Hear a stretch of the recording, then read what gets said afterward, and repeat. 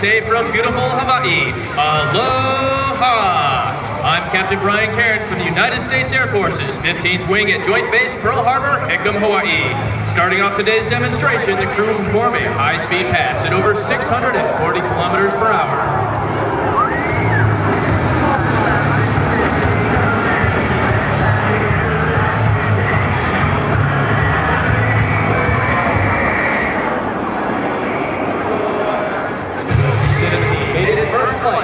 Globemaster III, and just some of its unique capabilities.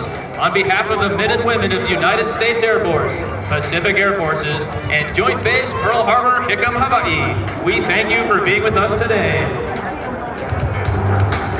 Thank you very much, Captain Brian Cairn from the USA and Pacific Air Force's C-17 demonstration team. Ladies and gentlemen, would you join us in giving another round of applause to the team on the line today?